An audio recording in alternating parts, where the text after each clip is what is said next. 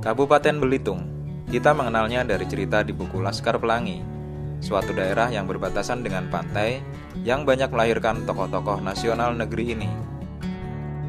Adalah Profesor Dr. Yusril Ihza Mahendra, ahli hukum tata negara terkemuka di Indonesia, lahir di Kampung Lalang, Manggar, Kabupaten Belitung, 5 Februari 57 tahun silam.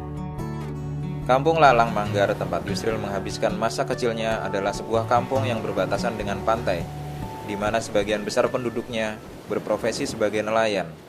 Yusril kecil sering bermain di pantai bersama teman-temannya, sembari membantu para nelayan menurunkan ikan-ikan mereka. Sebagai imbalan membantu para nelayan itu, Yusril mendapatkan upah berupa ikan segar yang kemudian dimasak oleh ibunya sebagai lauk. Kehidupan nelayan dan pantai adalah kehidupan yang keras. Yusril kecil mengalami pahit getir kehidupan pantai yang penuh gejolak, layaknya ombak.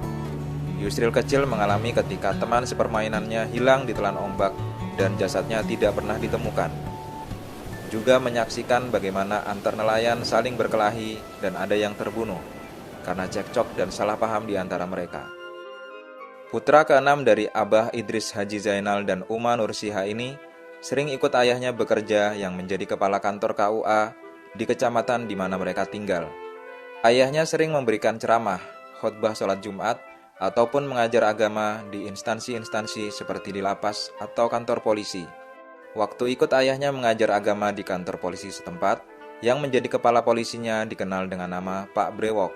Pak Brewok adalah sebutan bagi Abdullah Paloh, ayahanda dari seorang yang sekarang kita kenal sebagai politisi dan pemilik bisnis media, Surya Paloh. Yusril kecil bersama 10 saudara kandungnya yang lain hidup dalam kesederhanaan dan keprihatinan. Mereka hidup dalam sebuah rumah berdinding kulit kayu dan beratapkan kayu sirap. Kendaraan satu-satunya yang mereka punya adalah sebuah sepeda yang digunakan ayah mereka untuk bekerja sehari-hari.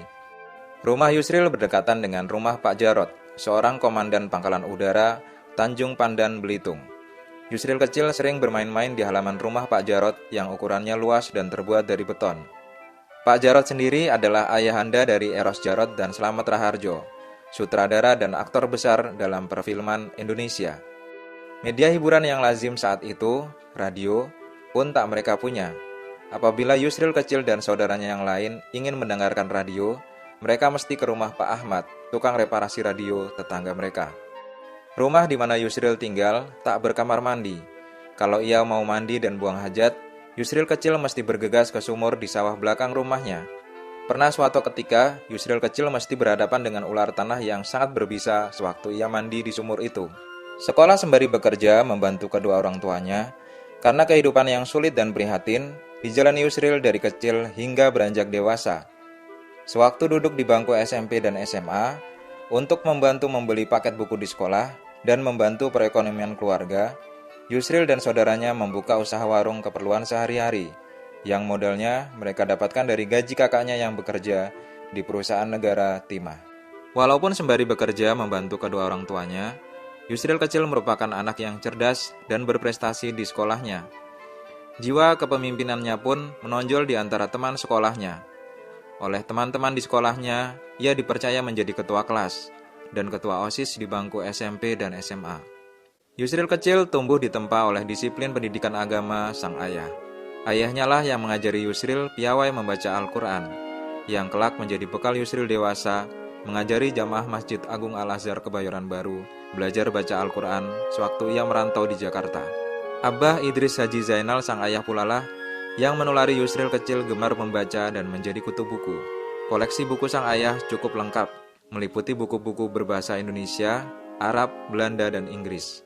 Dari aktivitasnya menemani ayahnya membacalah, Yusril kecil bisa membaca dan menulis sebelum usianya cukup untuk masuk sekolah. Pengaruh keagamaan sang ayah cukup kuat pada diri Yusril. Pandangan keislaman sang ayah yang modern dan rasional menular pada pemikiran Yusril kemudian. Ayahnya yang selalu menjadi rujukan masyarakat untuk masalah-masalah hukum dan keagamaan mendorong minat Yusril untuk mendalami ilmu hukum dan mengantarnya kemudian menjadi ahli hukum terkemuka di negeri ini.